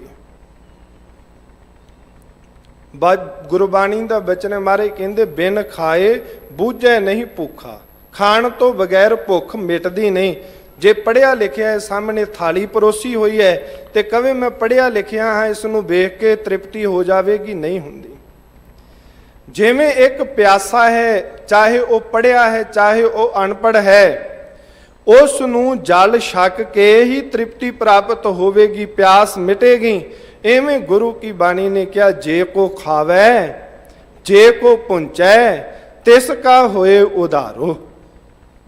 ਜਿਹੜਾ ਛਕੇਗਾ, ਜਿਹੜਾ ਜੀਵਨ ਦੇ ਵਿੱਚ ਧਾਰਨ ਕਰ ਲਵੇਗਾ, ਜੋ ਗੁਰੂ ਨੇ ਬਚਨ ਕਿਹਾ ਪਹਿਲੋਂ ਉਹਨੂੰ ਜੀਵਨ ਦੇ ਵਿੱਚ ਵਸਾਉਣਾ ਤੇ ਫਿਰ ਪਹੁੰਚਾਉਣ ਦੀ ਸਮਰੱਥਾ ਰੱਖਣੀ। ਭਾਵ ਵੀ ਜੋ ਗੁਰੂ ਨੇ ਕਿਹਾ ਹੈ ਉਹ ਮੇਰੇ ਜੀਵਨ ਦੇ ਭਲੇ ਵਾਸਤੇ ਹੈ। ਮਹਾਰਾਜ ਸੱਚੇ ਪਾਤਸ਼ਾਹ ਜੀ ਕਹਿੰਦੇ ਉਸ ਦਾ ਉਧਾਰ ਹੋ ਜਾਵੇਗਾ। ਧੰਨ ਸਤਿਗੁਰੂ ਗੁਰੂ ਅਰਜਨ ਦੇਵ ਮਹਾਰਾਜ ਸਾਹਿਬ ਜੀ ਕਹਿੰਦੇ, ਭਾਈ ਜਿਹੜਾ ਪ੍ਰਾਣਾ ਧਾਰੀ ਜੀਵ ਇਸ ਸੰਸਾਰ ਦੇ ਵਿੱਚ ਜਿਹਦੇ ਸਵਾਸ ਚੱਲ ਰਹੇ ਹਨ, ਉਸ ਵਾਹਿਗੁਰੂ ਪਰਮਾਤਮਾ ਦਾ ਜਿਹੜਾ ਨਾਮ ਧਿਆਉਂਦਾ ਹੈ, ਏਕ ਚਿੱਤ ਜਿਹੇ ਇੱਕ ਛਿਨ ਧਿਆਇਓ, ਕਾਲ ਫਾਸ ਕੇ ਵਿੱਚ ਨਾ ਆਇਓ, ਉਹ ਸੰਸਾਰ ਦੇ ਵਿੱਚੋਂ ਮੁਕਤ ਹੋ ਜਾਵੇਗਾ। ਸਾਧੂ ਸੰਗ ਸਿਮਰ ਗੋਪਾਲ, ਬਿਨ ਨਾਵੈ ਝੂਠਾ ਤਨ ਮਾਲ। ਇਸ ਵਾਸਤੇ ਜਿਹੜੇ ਸਾਧੂ ਮਹਾਤਮਾ ਸਾਧੇ ਹੋਏ ਜੀਵਨ ਵਾਲੇ ਹਨ, ਜਿਨ੍ਹਾਂ ਨੂੰ ਭਾਈ ਗੁਰਦਾਸ ਜੀ ਨੇ ਕਿਹਾ, ਗੁਰਮੁਖ ਸਾਧ ਅਸਾਧ ਸਾਧ ਸਦਾਇਆ। ਨਾ ਸਾਧੇ ਜਾਣ ਵਾਲਾ ਜਿਹੜਾ ਇਹ ਮਨ ਹੈ, ਇਸ ਨੂੰ ਜਿਨ੍ਹਾਂ ਨੇ ਆਪਣੇ ਵਸ ਦੇ ਵਿੱਚ ਕੀਤਾ ਹੋਇਆ, ਉਹਨਾਂ ਦਾ ਜੀਵਨ ਕੀ ਹੈ? ਆਪ ਜਪੈ ਅਵਰਹਿ ਨਾਮ ਜਪਾਵੇ। ਆਪਣੀ ਸਰੀਰਕ ਪੂਜਾ ਦੇ ਵਿੱਚ ਉਹ ਉਲਝਾਉਂਦੇ ਨਹੀਂ, ਫਸਾਉਂਦੇ ਨਹੀਂ। ਆਪ ਵੀ ਰੱਬ ਦਾ ਨਾਮ ਜਪਦੇ ਤੇ ਜਿਹੜੇ ਪਾਸ ਆਉਂਦੇ ਉਹਨਾਂ ਨੂੰ ਵੀ ਕਹਿੰਦੇ, ਭਾਈ ਰੱਬ ਦਾ ਨਾਮ ਜਪੋ, ਜੀਵਨ ਦੇ ਵਿੱਚ ਭਲਾ ਹੋਵੇਗਾ। ਮਹਾਰਾਜ ਕਹਿੰਦੇ, ਐਸੇ ਸਾਧੇ ਹੋਏ ਜੀਵਨ ਵਾਲੇ ਜਿਹੜੇ ਪੁਰਖ ਹਨ, ਉਹਨਾਂ ਦੇ ਸੰਗ ਇੱਥੇ ਗੱਗੇ ਸਿਹਾਰੀ ਹੈ, ਜਿਸ ਦਾ ਅਰਥ ਬਣਦਾ ਹੈ ਸੰਗੀ ਬਣ ਕੇ। ਉਹਨਾਂ ਦੀ ਸੰਗਤ ਦੇ ਵਿੱਚ ਬੈਠ ਕੇ, ਸਤ ਸੰਗਤ ਕਰਕੇ ਸਿਮਰ ਗੋਪਾਲ, ਜੋ ਪ੍ਰਿਥਵੀ ਪਾਲਕ ਵਾਹਿਗੁਰੂ ਪਰਮਾਤਮਾ ਹੈ ਨਾ, ਉਸ ਨੂੰ ਸਿਮਰਨਾ ਕਰੋ। ਹੁਣ ਕਹੀਏ ਮਹਾਰਾਜ ਸਿਮਰਦੇ ਹਾਂ, ਕੀ ਲਾਭ ਹੋਵੇਗਾ? ਸ਼ਹੀਦਾਂ ਦੇ ਸਿਰਤਾਜ ਸਤਿਗੁਰੂ ਕਹਿੰਦੇ, ਸਿਮਰਾਓ ਸਿਮਰ ਸਿਮਰ ਸੁਖ ਪਾਵੋ, ਕਲ ਕਲੇਸ਼ ਤਨ ਮਾਹੇ ਮਿਟਾਵੋ। 80% ਧਰਮ ਦੀ ਦੁਨੀਆ ਦੇ ਵਿੱਚ ਧਾਰਮਿਕ ਅਸਥਾਨਾਂ ਤੇ ਸਾਡੀ ਅਰਦਾਸ ਹੁੰਦੀ ਹੈ ਕਿ ਸਾਨੂੰ ਸੁੱਖ ਨਹੀਂ ਪ੍ਰਾਪਤ ਹੋ ਰਿਹਾ, ਘਰ ਦੇ ਵਿੱਚ ਕਲੇਸ਼ ਰਹਿੰਦਾ ਹੈ। ਗੁਰੂ ਅਰਜਨ ਦੇਵ ਮਹਾਰਾਜ ਸੱਚੇ ਪਾਤਸ਼ਾਹ ਜੀ ਕਹਿੰਦੇ, ਭਲਿਆ ਜੇ ਘਰ ਦੇ ਵਿੱਚ ਸੁੱਖ ਚਾਹਣਾ ਹੈ, ਘਰ ਦੇ ਜਿੰਨੇ ਵੀ ਕਲੇਸ਼ ਹਨ ਉਹਨਾਂ ਨੂੰ ਖਤਮ ਕਰਨਾ ਚਾਹਣਾ ਹੈ, ਤਾਂ ਉਸ ਵਾਹਿਗੁਰੂ ਪਰਮਾਤਮਾ ਜਿਹੜਾ ਸਿਮਰਨੇ ਯੋਗ ਹੈ ਉਸ ਦਾ ਸਿਮਰਨ ਕਰ। ਜੇ ਸਿਮਰਨੇ ਯੋਗ ਵਾਹਿਗੁਰੂ ਪਰਮਾਤਮਾ ਦਾ ਸਿਮਰਨ ਕਰੇਗਾ ਨਾ, ਤੈਨੂੰ ਜੀਵਨ ਦੇ ਵਿੱਚ ਸੁੱਖ ਮਿਲੇਗਾ। ਉਹ ਜਿਹੜਾ ਸੁੱਖ ਹੈ ਉਹ ਸੁੱਖ ਅਬਿਨਾਸੀ ਹੋਵੇਗਾ। ਉਹ ਸੁੱਖ ਉਹ ਜੀਵਨ ਦੇ ਵਿੱਚੋਂ ਨਾਸ਼ ਨਹੀਂ ਹੋਵੇਗਾ। ਉਹ ਸੁੱਖ ਪ੍ਰਾਪਤ ਹੋਵੇਗਾ ਗੁਰੂ ਬਚਨਾਂ ਦੇ ਮੁਤਾਬਕ ਜਿਹੜਾ ਸਿਮਰਨ ਕਰਨਾ ਹੈ। ਜਦੋਂ ਸੁੱਖ ਦੀ ਪ੍ਰਾਪਤੀ ਹੋ ਗਈ, ਉਹ ਸਿਮਰਨ ਦੇ ਵਿੱਚੋਂ ਉਹ ਤਨ ਭਾਵੇਂ ਆਰੇ ਦੇ ਨਾਲ ਚੀਰਿਆ ਜਾਵੇ, ਉਹ ਤਨ ਭਾਵੇਂ ਬੰਦ ਕੱਟਿਆ ਜਾਵੇ, ਉਹ ਤਨ ਭਾਵੇਂ ਰੂਹ ਦੇ ਵਿੱਚ ਲਪੇਟ ਕੇ ਸਾੜ ਦਿੱਤਾ ਜਾਵੇ, ਉਹ ਤਨ ਭਾਵੇਂ ਉਬਲਦੇ ਹੋਏ ਪਾਣੀ ਦੇ ਦੇਗ ਦੇ ਉਬਾਲਾ ਦਿੱਤਾ ਜਾਵੇ, ਪਰ ਉਹ ਸੁੱਖ ਇੰਨਾ ਮਹਾਨ ਹੈ ਕਿ ਉਹ ਨਾਸ਼ ਹੀ ਨਹੀਂ ਹੁੰਦਾ, ਉਹ ਖਤਮ ਹੀ ਨਹੀਂ ਹੁੰਦਾ। ਪੁੱਛਿਆ ਗਿਆ ਸੀ ਨਾ ਭਾਈ ਸਾਹਿਬ ਭਾਈ ਮਤੀ ਦਾਸ ਜੀ ਨੂੰ, ਤੇ ਬਚਨ ਕਿਹਾ ਸੀ, ਸ਼ਾਇਦ ਜਲਾਦ ਦੇ ਮਨ ਦੇ ਵਿੱਚ ਖਿਆਲਾਤ ਸਨ ਕਿ ਜਦੋਂ ਅਸੀਂ ਆਰੇ ਦਾ ਡਰ ਦੇਵਾਂਗੇ ਤੇ ਇਹ ਗੁਰੂ ਤੇਗ ਬਹਾਦਰ ਸਾਹਿਬ ਜੀ ਦਾ ਸਿੱਖ ਡੋਲ ਜਾਵੇਗਾ। ਪਰ ਅਣਹੋਣੀ ਹੋਈ ਉਸ ਵੇਲੇ ਜਦੋਂ ਪੁੱਛਿਆ, ਧੰਨ ਭਾਈ ਮਤੀ ਦਾਸ ਜੀ ਕਹਿਣ ਲੱਗੇ, ਆਰਾ ਪਿਆਰਾ ਲਗਤ ਹੈ ਕਾਰਾ ਕਰੋ ਬਣਾਏ, ਸਿਰ ਜਾਏ ਤਾਂ ਜਾਏ ਮੇਰਾ ਸਿੱਖੀ ਸਿਦਕ ਨਾ ਜਾਏ। ਇਹ ਤੁਸੀਂ ਆਰਾ ਚਲਾਓ, ਆਪਣਾ ਕੰਮ ਤੁਸੀਂ ਬਾਖੂਬੀ ਨਿਭਾਓ, ਸਾਨੂੰ ਕੋਈ ਦੁੱਖ ਨਹੀਂ, ਸਾਨੂੰ ਤਾਂ ਇਹ ਚੰਗਾ ਲੱਗ ਰਿਹਾ ਹੈ ਵੀ ਗੁਰੂ ਦੇ ਬਚਨਾਂ ਦੇ ਮੁਤਾਬਕ ਗੁਰੂ ਕੇ ਚਰਨਾਂ ਦੇ ਵਿੱਚ ਗੁਰੂ ਕਾ ਬਚਨ ਕਮਾਉਂਦਿਆਂ ਹੋਇਆਂ ਪ੍ਰਵਾਨ ਹੋ ਜਾਣਾ। ਮਹਾਰਾਜ ਧੰਨ ਸਤਿਗੁਰੂ ਸ਼੍ਰੀ ਗੁਰੂ ਅਰਜਨ ਦੇਵ ਸੱਚੇ ਪਾਤਸ਼ਾਹ ਜੀ ਕਹਿੰਦੇ, ਭਾਈ ਉਸ ਵਾਹਿਗੁਰੂ ਪਰਮਾਤਮਾ ਦਾ ਸਿਮਰਨ ਕਰੋ, ਸਦੀਵ ਕਾਲ ਸੁੱਖ ਪ੍ਰਾਪਤ ਹੋਵੇਗਾ। ਕਿਉਂਕਿ ਪਰਮੇਸ਼ਰ ਦੇ ਸਿਮਰਨ ਦੇ ਵਿੱਚ ਸਾਰੀਆਂ ਹੀ ਬਰਕਤਾਂ, ਲੋਕ ਦੇ ਸੁੱਖ ਨਹੀਂ। ਮਾਰੇ ਕਹਿੰਦੇ ਹਲ ਸੁੱਖ ਪਲਤ ਸੁੱਖ ਨਿਤ ਸੁੱਖ ਸਿਮਰਨੋ, ਨਾਮ ਗੋਬਿੰਦ ਕਾ ਸਦਾ ਲੀਜੈ, ਮਿਟੇ ਚਰਾਣੇ ਪਾਪ ਕਮਾਣੇ, ਸਾਧ ਸੰਗਤ ਮਿਲ ਮੁਆ ਚੀਜ। ਦੁਨੀਆ ਦੇ ਜਿੰਨੇ ਵੀ ਸੁੱਖ ਹਨ ਉਹ ਝੋਲੀ ਪੈਣਗੇ, ਤੇ ਸੁੱਖ ਉਦੋਂ ਪ੍ਰਾਪਤ ਹੁੰਦਾ ਹੈ ਜਦੋਂ ਦੁੱਖ ਦਾ ਜੀਵਨ ਦੇ ਵਿੱਚੋਂ ਵਿਸਰਜਨ ਹੋ ਜਾਵੇ, ਦੁੱਖ ਖਤਮ ਹੋ ਜਾਵੇ। ਗੁਰੂ ਅਰਜਨ ਦੇਵ ਸਾਹਿਬ ਜੀ ਕਹਿੰਦੇ, ਅਬਿਨਾਸੀ ਜੀਵਨ ਕੋ ਦਾਤਾ, ਸਿਮਰਤ ਸਭ ਮਲ ਖੋਈ, ਗੁਣ ਨਿਧਾਨ ਭਗਤਨ ਕਉ ਬਰਤਨ ਬਿਰਲਾ ਪਾਵੇ ਕੋਈ। ਜਿੰਨਾ ਵੀ ਦੁੱਖ ਹੈ ਨਾ, ਉਹ ਸਾਡੇ ਜੀਵਨ ਦੇ ਵਿੱਚ ਮੈਲ ਲੱਗੀ ਹੋਈ ਹੈ ਜੀ। ਮਲ, ਵਿਖੇਪਤਾ ਤੇ ਅਵਰਨ, ਇਹ ਤਿੰਨ ਤਰ੍ਹਾਂ ਦੀ ਮੈਲ ਹੁੰਦੀ ਹੈ, ਜਿਸ ਦੇ ਕਾਰਨ ਸਾਨੂੰ ਦੁੱਖ ਪ੍ਰਤੀਤ ਹੁੰਦਾ ਹੈ। ਜਦੋਂ ਪਰਮੇਸ਼ਰ ਦਾ ਸਿਮਰਨ ਕਰਾਂਗੇ ਨਾ, ਜਿਵੇਂ ਕੱਪੜੇ ਨੂੰ ਲੱਗੀ ਹੋਈ ਮੈਲ ਸਾਬਣ ਧੋ ਦਿੰਦਾ ਹੈ, ਸਰੀਰ ਨੂੰ ਲੱਗੀ ਹੋਈ ਮੈਲ ਸਰੀਰ ਦੇ ਉੱਪਰ ਪਾਣੀ ਪਾਈਏ ਜ਼ੋਰ ਦੇ ਨਾਲ ਮਲੀਏ ਉਹ ਲੱਥ ਜਾਂਦੀ ਹੈ। ਐਵੇਂ ਜਿਹੜੀ ਮੱਤ ਹੈ ਨਾ, ਜਦੋਂ ਵਾਹਿਗੁਰੂ ਪਰਮਾਤਮਾ ਦਾ ਸਿਮਰਨ ਕਰਾਂਗੇ, ਉਹ ਲੱਗੀ ਹੋਈ ਮਾਲ ਅਵਰਨਤਾ ਤੇ ਵਿਸ਼ੇਸ਼ਤਾ ਦੀ ਜਿਹੜੀ ਮੈਲ ਹੈ ਉਹ ਨਾਸ਼ ਹੋ ਜਾਵੇਗੀ, ਖਤਮ ਹੋ ਜਾਵੇਗੀ। ਫਿਰ ਸੁੱਖ ਦੀ ਪ੍ਰਾਪਤੀ ਹੋਵੇਗੀ ਜਦੋਂ ਇਹ ਮੈਲ ਲਹਿ ਗਈ। ਮਹਾਰਾਜ ਸੱਚੇ ਪਾਤਸ਼ਾਹ ਜੀ ਕਹਿੰਦੇ, ਇਹ ਮੈਲ ਲਾਉਣ ਦੀ ਸਮਰੱਥਾ ਕੇਵਲ ਤੇ ਕੇਵਲ ਪਰਮੇਸ਼ਰ ਦੇ ਨਾਮ ਦੇ ਵਿੱਚ ਹੀ ਹੈ। ਤਾਂ ਗੁਰੂ ਅਰਜਨ ਦੇਵ ਮਹਾਰਾਜ ਸਾਹਿਬ ਜੀ ਕਹਿੰਦੇ, ਭਾਈ ਜਿਹੜੇ ਸਾਦੇ ਹੋਏ ਜੀਵਨ ਵਾਲੇ ਹਨ, ਉਹਨਾਂ ਦੀ ਸੰਗਤ ਦੇ ਵਿੱਚ ਬੈਠ ਕੇ ਉਹ ਪ੍ਰਿਥਵੀ ਪਾਲਕ ਜੋ ਅਕਾਲ ਪੁਰਖ ਹੈ ਉਸ ਦਾ ਸਿਮਰਨ ਕਰੋ। ਨਾਮ ਤੋਂ ਬਗੈਰ ਇਸ ਸੰਸਾਰ ਦੇ ਵਿੱਚ ਜਿਹੜਾ ਬੰਦਾ ਠੱਗੀਆਂ ਮਾਰਦਾ ਹੈ, ਪਰਪੰਚ ਛਲ ਵੱਲ ਕਰਕੇ ਧਨ ਕਮਾਉਂਦਾ ਹੈ, ਉਹ ਝੂਠਾ ਹੈ। ਤਾਂ ਹੀ ਗੁਰੂ ਅਰਜਨ ਦੇਵ ਮਹਾਰਾਜ ਸਾਹਿਬ ਜੀ ਨੇ ਕਿਹਾ, ਚੱਲਦਿਆਂ ਨਾਲ ਨਾ ਚੱਲੈ ਸੋ ਕਿਉ ਸੰਜੀਐ। ਮੈਂ ਇੱਕ ਬੇਨਤੀ ਕਰ ਦਵਾਂ, ਸਾਡੇ ਧਰਮ ਨੇ ਇਹ ਗੁਰੂ ਕੇ ਸਿੱਖ ਨੂੰ ਉਪਦੇਸ਼ ਦਿੱਤਾ ਹੈ ਕਿ ਗੁਰੂ ਕਿਆ ਸਿੱਖਾ ਧਰਮ ਦੀ ਕਿਰਤ ਰੱਜ ਰੱਜ ਕਰ। ਕਿਉਂਕਿ ਮੀਰੀ ਪੀਰੀ ਦੇ ਮਾਲਕ ਸਤਿਗੁਰੂ ਦਾ ਉਪਦੇਸ਼ ਹੈ ਕਿ ਮਾਇਆ ਗੁਜਰਾਨ ਹੈ, ਪਰ ਉਹ ਪੈਸਾ ਜਿਹੜਾ ਆਪਣੇ ਸੁੱਖ ਵਾਸਤੇ ਪ੍ਰਾਪਤ ਕਰਨਾ ਹੈ ਤੇ ਕਿਸੇ ਨੂੰ ਦੁੱਖ ਦੇਣਾ ਹੈ, ਉਹ ਪੈਸਾ ਜਿਹੜਾ ਆਪਣੀ ਔਲਾਦ ਨੂੰ ਸੁਖੀ ਰੱਖਣ ਦੇ ਵਾਸਤੇ ਕਿਸੇ ਦੇ ਪਰਿਵਾਰ ਜਾਂ ਜੀਵਨ ਦੀ ਛਲ ਕਪਟ ਕਰਕੇ ਬਰਬਾਦੀ ਕਰ ਦੇਣੀ ਹੈ, ਦੁਖੀ ਦੇਣਾ ਹੈ, ਉਹ ਪੈਸਾ ਗੁਰੂ ਕੇ ਨਜ਼ਰਾਂ ਦੇ ਵਿੱਚ ਪ੍ਰਵਾਨ ਨਹੀਂ ਹੈ। ਧੰਨ ਸਤਿਗੁਰੂ ਸ੍ਰੀ ਗੁਰੂ ਅਰਜਨ ਦੇਵ ਮਹਾਰਾਜ ਸੱਚੇ ਪਾਤਸ਼ਾਹ ਜੀ ਨੇ ਪਵਿੱਤਰ ਰਸਨਾ ਦੇ ਦੁਆਰਾ ਕਿਹਾ, ਭਲਿਆ ਚਲਦਿਆਂ ਨਾਲ ਨਾ ਚੱਲੇ ਸੋ ਕਿਉ ਸੰਜੀਐ। ਇਹ ਪੈਸਾ ਤੇਰੇ ਨਾਲ ਨਹੀਂ ਜਾਣਾ, ਜਿਹੜਾ ਤੂੰ ਛਲ ਕਪਟ ਇਸ ਸੰਸਾਰ ਦੇ ਵਿੱਚ ਕਰਕੇ ਇਕੱਠਾ ਕਰ ਰਿਹਾ ਹੈ ਨਾ, ਸਗੋਂ ਇਹ ਤੈਨੂੰ ਦੁੱਖ ਦੇਵੇਗਾ। ਭਗਤ ਕਬੀਰ ਜੀ ਕਹਿਣ ਲੱਗੇ, ਨਹੀਂ ਤੇ ਪਰਤਾ ਕੇ ਦੇਖ ਲੈ, ਬਹੁ ਪਰਪੰਚ ਕਰ ਪਰ ਧਨ ਲਿਆਵੈ, ਸੁਤ ਦਾਰਾ ਪਹਿਆਨ ਲੁਟਾਵੈ, ਮਨ ਮੇਰੇ ਭੁੱਲੇ ਕਪਟ ਨ ਕੀਜੈ, ਅੰਤ ਨਵੇਰਾ ਤੇਰੇ ਜੀਉ ਪਹਿ ਲੀਜੈ, ਛਿਨ ਛਿਨ ਤਨ ਸੀਜੈ, ਜਰਾ ਜਨਾਵੈ, ਤਬ ਤੇਰੀ ਓਕ ਕੋ ਪਾਣੀਓ ਨਾ ਪਾਵੇ। ਸਰੀਰ ਦੇ ਵਿੱਚ ਭਰ ਜਵਾਨੀ ਸੀ, ਬੜੇ ਛਲ ਕਪਟ ਕੀਤੇ। ਭਗਤ ਕਬੀਰ ਜੀ ਕਹਿੰਦੇ ਧਨ ਬੜਾ ਇਕੱਤਰ ਕਰ ਲਿਆ। ਹੁਣ ਜੈਸਾ ਧੀਆਂ ਪੁੱਤਰਾਂ ਨੂੰ ਧਨ ਦਾ ਅੰਨ ਖਵਾਇਆ, ਉਹੋ ਜੀ ਬਿਰਤੀ ਹੋਣੀ ਹੈ ਨਾ। ਛਲ ਕਪਟ ਕਰਕੇ ਖਵਾਇਆ ਹੋਇਆ ਧਨ, ਧੀਆਂ ਪੁੱਤਰ ਕਿੱਥੋਂ ਧਰਮੀ ਹੋ ਜਾਣ।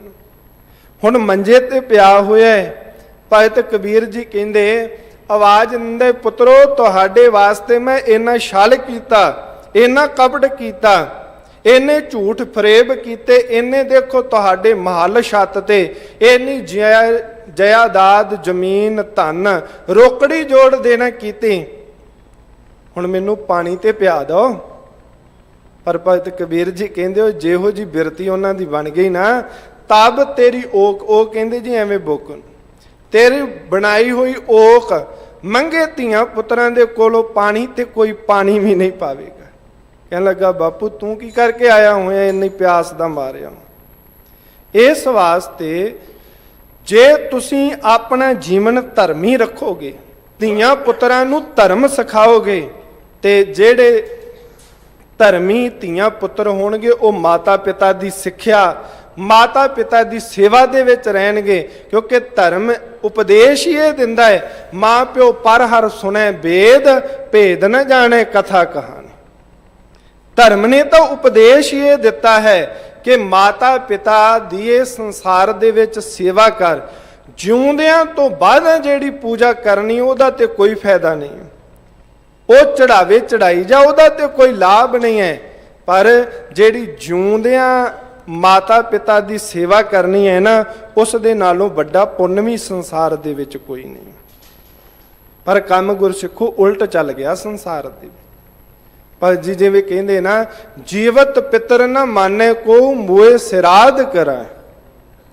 ਜਿਉਂਦਿਆਂ ਨਹੀਂ ਮਾਤਾ ਪਿਤਾ ਦੀ ਸੇਵਾ ਕੀਤੀ, ਪਰ ਜਦੋਂ ਸਰੀਰ ਤਿਆਗ ਗਿਆ, ਉਹ ਵਿਚਾਰੇ ਮਾਤਾ ਪਿਤਾ ਉਹ ਤੋਂ ਬਾਅਦ ਸਰਾਧ ਕਰਾਉਣੇ ਵੀ ਸ਼ੁਰੂ ਕਰ ਦੇ। ਲੰਗਰ ਏਡੇ ਏਡੇ ਲਾਉਂਦਾ ਹੈ ਕਿ ਕਿਸੇ ਗੱਲ ਦੀ ਕਮੀ ਨਾ ਹੋ ਜਾਵੇ, ਵੀ ਮਾਤਾ ਪਿਤਾ ਦੇ ਇਕੱਠ ਦੇ ਵਿੱਚ ਉਹਦੇ ਪੁੱਤਰ ਨੇ ਐਵੇਂ ਨਾ ਕੋਈ ਕਵੇ ਵੀ ਕੋਈ ਚੀਜ਼ ਖਾਣ ਵਾਲੀ ਰਹਿਣ ਹੀ ਨਹੀਂ ਦਿੱਤੀ। ਭਲਿਓ ਨਹੀਂ, ਇਹ ਸਾਡਾ ਧਰਮ ਨਹੀਂ ਸਿਖਾਉਂਦਾ। ਜਿਉਂਦੇ ਮਾਤਾ ਪਿਤਾ ਦੀ ਸੇਵਾ ਕਰਨਾ, ਇਸ ਦੇ ਨਾਲੋਂ ਸੰਸਾਰ ਦੇ ਵਿੱਚ ਵੱਡਾ ਕੋਈ ਪੁੰਨ ਹੀ ਨਹੀਂ ਹੈ। ਤਾਂ ਮਹਾਰਾਜ ਸੱਚੇ ਪਾਤਸ਼ਾਹ ਜੀ ਕਹਿੰਦੇ, ਭਲਿਆ ਧਰਮੀ ਬਣ, ਧਰਮ ਧੀਆਂ ਪੁੱਤਰਾਂ ਨੂੰ ਸਿਖਾ। ਬਿਨਾਂ ਵਾਹਿਗੁਰੂ ਪਰਮਾਤਮਾ ਦੇ ਨਾਮ ਤੋਂ ਜਿੰਨਾ ਛਲ ਵੱਲ ਕਰਕੇ ਧਨ ਪੈਸਾ ਇਕੱਤਰ ਕੀਤਾ ਹੈ, ਤੇ ਮਾਲ ਹਾਥੀ ਘੋੜੇ ਇਤਿਆਦਿਕ ਸਾਰਾ ਕੁਝ ਹੈ, ਉਹ ਝੂਠਾ ਹੀ ਹੈ, ਉਹ ਨਾਲ ਨਹੀਂ ਜਾਣਾ। ਜਦੋਂ ਤੂੰ ਚਲੇ ਗਿਆ, ਉਹਨੇ ਤੇਰੀ ਸਹਾਇਤਾ ਕਿਤੇ ਨਹੀਂ ਕੀਤੀ। ਚੰਗੇ ਕੰਮ ਕਰੇਗਾ, ਚੰਗਿਆਈਆਂ ਬੁਰਿਆਈਆਂ ਵਾਚੇ ਧਰਮ ਹਦੂਰ। ਰੱਬ ਦੀ ਦਰਗਾਹ ਦੇ ਵਿੱਚ ਤੇਰੀਆਂ ਚੰਗਿਆਈਆਂ ਚੰਗੇ ਕਰਮ ਤੇ ਬੁਰਿਆਈਆਂ ਮਾੜੇ ਕਰਮ ਵਾਚੇ ਜਾਣੇ। ਇਹ ਨਹੀਂ ਕਿਸੇ ਨੇ ਤੱਕਣਾ ਕਿ ਇਹਦੇ ਕੋਲ ਧਨ ਦੌਲਤ ਪੈਸਾ ਇੰਨਾ ਹੈ। ਮਹਾਰਾਜ ਸਤਿਗੁਰੂ ਕਹਿੰਦੇ, ਭਲਿਆ ਪਰਮੇਸ਼ਰ ਦੇ ਨਾਮ ਤੋਂ ਬਗੈਰ ਧਨ ਮਾਲ ਰੋਕੜੀ ਸਾਰਾ ਹੀ ਕੁਝ ਝੂਠਾ ਹੈ। ਰਹਾਉ ਵਿਸ਼ਰਾਮ ਦੇ ਕੇ ਬਖਸ਼ਿਸ਼ ਕਰ ਦੇ ਸਤਿਗੁਰੂ। ਰੂਪਵੰਤ ਸੋ ਚਤੁਰ ਸਿਆਣਾ, ਜਿਨ ਜਨ ਮਾਨਿਆ ਪ੍ਰਭ ਕਾ ਭਾਣਾ। ਇਸ ਪਾਵਨ ਪੰਕਤੀ ਦੇ ਜਿਹੜੇ ਅਰਥ ਹਨ ਉਹ 99 ਹਨ। ਜਿਨ੍ਹਾਂ ਨੇ ਵਾਹਿਗੁਰੂ ਪਰਮਾਤਮਾ ਦਾ ਭਾਣਾ ਹੈ ਨਾ, ਉਹ ਸਤ ਕਰਕੇ ਮੰਨ ਲੈ। ਭਾਣੇ ਦਾ ਅਰਥ ਹੁਕਮ ਵੀ ਹੁੰਦਾ। ਵੈਸੇ ਅਸੀਂ ਮੰਨੀਏ ਨਾ ਮੰਨੀਏ ਤਾਂ ਸਾਡੀ ਮਰਜ਼ੀ ਹੈ ਨਾ, ਪਰ ਪਰਮੇਸ਼ਰ ਦਾ ਭਾਣਾ ਸਤ ਹੈ, ਅਟਲ ਹੈ। ਧੰਨ ਗੁਰੂ ਅਮਰਦਾਸ ਮਹਾਰਾਜ ਸਾਹਿਬ ਜੀ ਨੇ ਆਪਣੀ ਪਵਿੱਤਰ ਰਸਨਾ ਦੇ ਦੁਆਰਾ ਗੁਰੂ ਕੇ ਸਿੱਖ ਨੂੰ ਹੁਕਮ ਕਿਆ ਕੀਤਾ ਹੈ, ਗੁਰਸਿੱਖਾ ਭਗਤ ਸਤਿਗੁਰ ਪੁਰਖ ਸੋਈ, ਜਿਸ ਹਰਿ ਪ੍ਰਭ ਭਾਣਾ ਪਾਵੇ। ਜਿਹਨੂੰ ਪਰਮੇਸ਼ਰ ਦਾ ਹੁਕਮ ਜੀਵਨ ਦੇ ਵਿੱਚ ਚੰਗਾ ਲੱਗਣ ਲੱਗ ਪਿਆ। ਪਰਮੇਸ਼ਰ ਦਾ ਕੀ ਹੁਕਮ ਹੈ? ਜੇ ਦੁੱਖ ਦੇਹ ਤਾਂ ਤੁਝੇ ਅਰਾਧੀ, ਸੁਖ ਵੀ ਤੁਝੇ ਤੇ ਆਈ। ਜੇ ਦੁੱਖ ਆ ਗਿਆ ਜਾਂ ਸੁੱਖ ਆ ਗਿਆ, ਸੁੱਖ ਵੇਲੇ ਰੱਬ ਨਹੀਂ ਭੁੱਲਦਾ ਤੇ ਦੁੱਖ ਵੇਲੇ ਰੱਬ ਨੂੰ ਮਿਹਣੇ ਨਹੀਂ ਮਾਰਦਾ, ਸਗੋਂ ਸਮ ਅਵਸਥਾ ਰਹਿੰਦੀ ਹੈ ਕਿ ਦੁੱਖ ਸੁੱਖ ਦੋਏ ਦਰ ਕੱਪੜੇ ਪਹਿਰੇ ਜਾਏ ਮਨੁੱਖ। ਇਹ ਤਾਂ ਦੋ ਕੱਪੜੇ ਜਿਵੇਂ ਮੈਲਾ ਲਾ ਕੇ ਸਵੱਛ ਉਜਲ ਬਸਤਰ ਸਰੀਰ ਤੇ ਧਾਰਨ ਕਰ ਲਈਦਾ ਹੈ, ਇਵੇਂ ਸਰੀਰ ਦੇ ਵੀ ਦੋ ਕੱਪੜੇ ਹਨ, ਇੱਕ ਦੁੱਖ ਹੈ ਤੇ ਇੱਕ ਸੁੱਖ ਹੈ। ਜੇ ਭੁੱਖ ਆ ਗਈ ਤੇ ਉਸ ਵਾਹਿਗੁਰੂ ਪਰਮਾਤਮਾ ਨੂੰ ਮਿਹਨੇ ਤਾਨੇ ਨਹੀਂ ਮਾਰਦਾ, ਹਰ ਵੇਲੇ ਉਸ ਵਾਹਿਗੁਰੂ ਪਰਮਾਤਮਾ ਦੇ ਸ਼ੁਕਰਾਨੇ ਦੇ ਵਿੱਚ ਹੀ ਜੁੜਿਆ ਰਹਿੰਦਾ ਹੈ। ਸ਼ੁਕਰਾਨੇ ਦੀ ਸਿੱਖਿਆ ਧਾਰਨ ਕਰਨ ਵਾਲਾ ਹੀ ਜੀਵਨ ਦੇ ਵਿੱਚ ਗੁਰਸਿੱਖੋ ਸਿੱਖ ਹੈ। ਹੁਕਮ ਨੂੰ ਪ੍ਰਭ ਕਾ ਭਾਣਾ ਸਤ ਕਰ ਸਹੋ। ਜਿਹੜਾ ਵਾਹਿਗੁਰੂ ਪਰਮਾਤਮਾ ਦਾ ਹੁਕਮ ਹੈ, ਉਹ ਜੀਵਨ ਦੇ ਵਿੱਚ ਸਤ ਕਰਕੇ ਮੰਨ ਲੈਣਾ ਕਿ ਹੋ ਸਕਦਾ ਹੈ ਮੇਰੇ ਭਲੇ ਦੇ ਵਾਸਤੇ ਵੀ ਹੋਵੇ। ਜਿਵੇਂ ਭਾਈ ਭਿਖਾਰੀ ਦੀ ਸਾਖੀ ਆਉਂਦੀ ਹੈ, ਗੁਰੂ ਅਰਜਨ ਦੇਵ ਸਾਹਿਬ ਜੀ ਦੇ ਪਾਸ ਇੱਕ ਭਾਈ ਗੁਰਮੁਖ ਨਾਮੇ ਸਿੱਖ ਆਇਆ, ਬੇਨਤੀ ਕਰਨ ਲੱਗਾ, ਜੀ ਮਾਤਾ ਪਿਤਾ ਨੇ ਨਾਮ ਤਾਂ ਗੁਰਮੁਖ ਰੱਖਤਾ ਹੈ, ਪਰ ਗੁਰਮੁਖਾਂ ਦਾ ਜੀਵਨ ਕੈਸਾ ਹੈ? ਗੁਰੂ ਅਰਜਨ ਦੇਵ ਮਹਾਰਾਜ ਸਾਹਿਬ ਜੀ ਕਹਿੰਦੇ, ਭਾਈ ਗੁਜਰਾਤ ਦੇ ਵਿੱਚ ਸਾਡਾ ਸਿੱਖ ਨਾਮ ਹੈ ਭਾਈ ਭਿਖਾਰੀ, ਜਾ ਉਹਦਾ ਜੀਵਨ ਵੇਖ, ਉਹਦਾ ਗੁਰਸਿੱਖਾਂ ਵਾਲਾ ਗੁਰਮੁਖਾਂ ਵਾਲਾ ਜੀਵਨ। ਭਾਈ ਗੁਰਮੁਖ ਚੱਲ ਕੇ ਗਿਆ। ਘਰ ਦੇ ਵਿੱਚ ਪੁੱਤਰ ਦਾ ਆਨੰਦ ਕਾਰਜ ਹੈ, ਪਰ ਆਪ ਇਹ ਤੱਪੜ ਸੀ ਰਿਹਾ ਹੈ। ਜਿਸ ਵੇਲੇ ਜਾ ਕੇ ਤੱਕਿਆ, ਫਤਿਹ ਗੁਲਾਈ, ਪ੍ਰੇਮ ਸਤਕਾਰ ਦੇ ਨਾਲ ਇੱਕ ਦੂਜੇ ਨੂੰ ਮਿਲੇ। ਭਾਈ ਗੁਰਮੁਖ ਕਹਿਣ ਲੱਗਾ, ਭਲਿਆ ਕੀ ਕਰੀ ਜਾ ਰਿਹਾ? ਤੇਰੇ ਘਰ ਦੇ ਵਿੱਚ ਆਨੰਦ ਕਾਰਜ, ਤੂੰ ਤੱਪੜ ਸਿਉਂ ਰਿਹਾ ਹੈ। ਭਾਈ ਭਿਖਾਰੀ ਜੀ ਸ਼ਾਂਤ ਰਹੇ, ਚੁੱਪ ਰਹੇ। ਦਿਨ ਬਤੀਤ ਹੋਇਆ, ਆਨੰਦ ਕਾਰਜ ਹੋਇਆ। ਆਨੰਦ ਕਾਰਜ ਵਾਲੀ ਰਾਤ ਜਿਹੜਾ ਭਾਈ ਭਿਖਾਰੀ ਦਾ ਸੁਪੁੱਤਰ ਚੜਾਈ ਕਰ ਗਿਆ। ਦੌੜਿਆ ਗਿਆ ਭਾਈ ਗੁਰਮੁਖ ਕਹਿਣ ਲੱਗੇ, ਉਹ ਭਾਈ ਭਿਖਾਰੀ ਤੇਰਾ ਪੁੱਤਰ ਚੜਾਈ ਕਰ ਗਿਆ, ਤੈਨੂੰ ਪਤਾ? ਭਾਈ ਭਿਖਾਰੀ ਕਹਿੰਦਾ, ਪਤਾ ਸੀ, ਤਾਂ ਹੀ ਤਾਂ ਤੱਪੜ ਸੀ ਰਿਹਾ ਸੀ। ਆ ਲੈ ਤੱਪੜ ਵਿਛਾ, ਬਈਏ ਆਪਾਂ ਜਿਹੜੇ ਦੁੱਖ ਕਰਨ ਦੇ ਵਾਸਤੇ ਆਉਣਗੇ ਉਸਨਾਂ ਦੇ ਨਾਲ ਮਿਲ ਬੈਠ ਕੇ ਦੁੱਖ ਸਾਂਝਾ ਕਰਾਂਗੇ। ਤੇ ਜਿਸ ਵੇਲੇ ਤੱਪੜ ਵਿਛਾਉਣ ਗਿਆ, ਭਾਈ ਗੁਰਮੁਖ ਵਾਪਸ ਨਹੀਂ ਆਇਆ।